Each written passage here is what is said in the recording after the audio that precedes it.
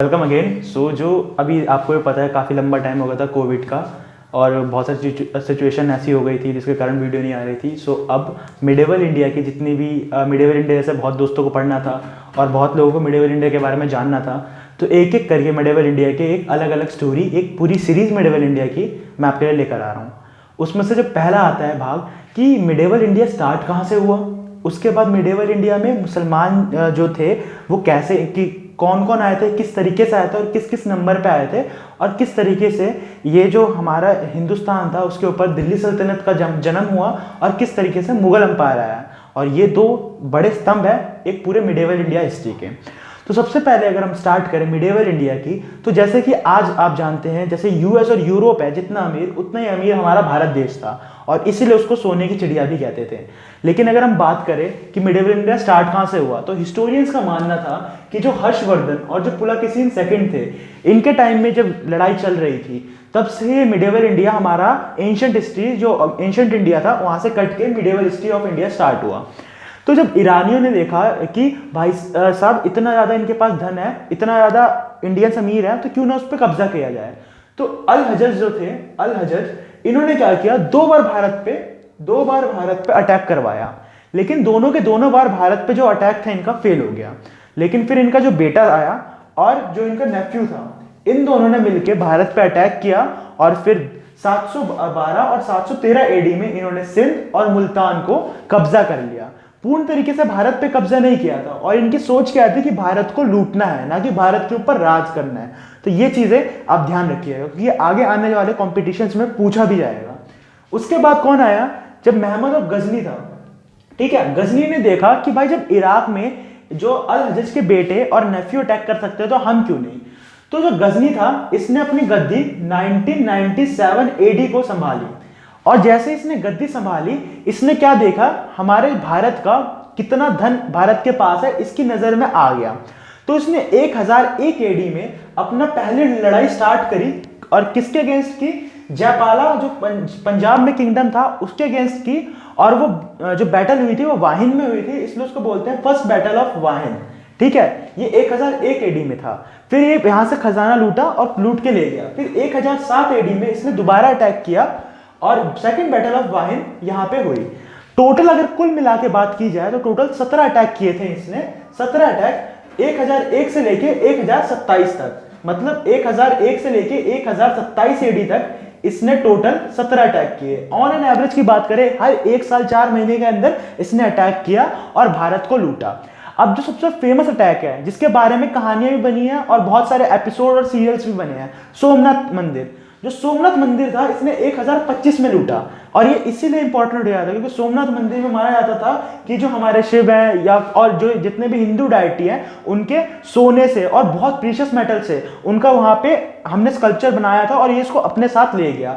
और सोमनाथ मंदिर में जो एनॉर्मस वेल्थ थी उसको भी अपने साथ ले गया। तो ये जो थी मोहम्मद गजनी, इसने बार बार हिंदुस्तान पे अटैक किया, बार बार हिंदुस्तान को खरोचा और जितना भी उसका वेल्थ था उसको एक्सट्रैक्ट किया। और अगर हम बात करें लिटरेचर की, लिटरेचर इसके टाइम में कौन कौन से लिखे गए थे, तो इसके टाइम में इसके कोर्ट में 3 ऐसे थे लिटरेचर या फिर लिखने वाले जिन्होंने किताबें लिखी थी जिनके बारे में हमको एज अ स्टूडेंट पता होना चाहिए क्योंकि ये तीनों किताबें किसी न किसी कंपटीशन में पक्का ही आएगी।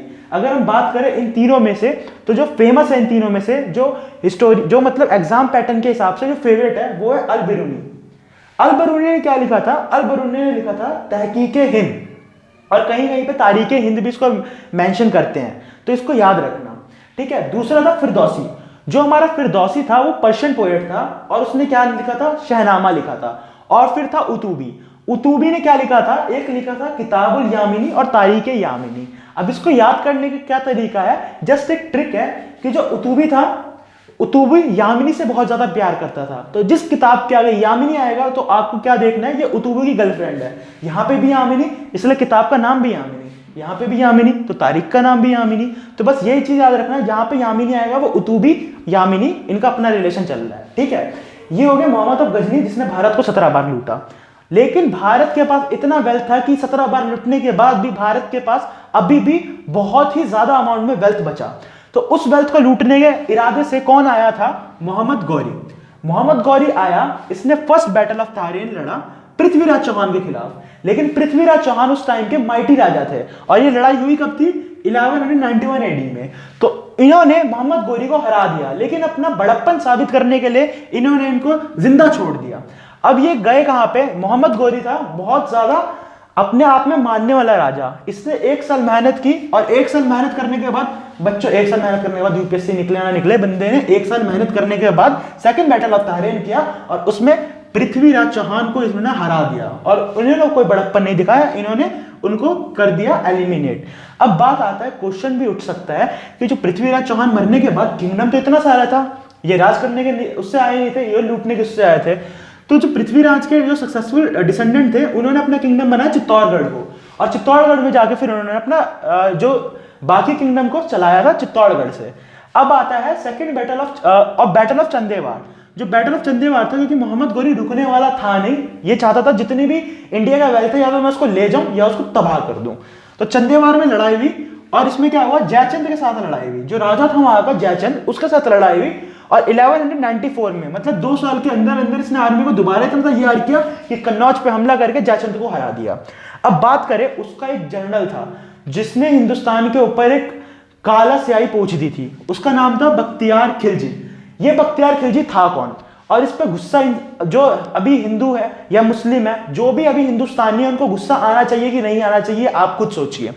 बख्तियार खिलजी उनका एक गवर्नर था जिसने नालंदा और विक्रमशिला जैसी यूनिवर्सिटी को जला दिया, और यह माना जाता है कि इसके अंदर इतना खजाना था किताबों का कि इसको जलने में 6 से 8 महीने लग गए। अब ये सोचिए इसने कितनी सारी भारत की जो अतुल्य किताबें थी उनको जला दिया। तो इसलिए बख्तियार खिलजी के ऊपर पूरे हिंदुस्तानी, चाहे हिंदू है या मुसलमान, आज के टाइम में बख्तियार खिलजी को कोई पसंद नहीं करना, अभी कोई पसंद नहीं करता होगा, क्योंकि अगर ये किताबें हमारे पास होती तो शायद आज टेक्नोलॉजी और साइंस में इंडिया सबसे आगे होता। और इन्होंने ये काम जो था, ये क्या हुआ, फिर बख्तियार खिलजी के गवर्नर थे, अब इनकी भी डेथ होगी। तो डेथ होने के बाद जो इनके सबसे ज्यादा ट्रुथफुल बंदे थे वो कौन थे? 1206 में कुतुबुद्दीन ऐबक, बस नाम याद रखना अभी।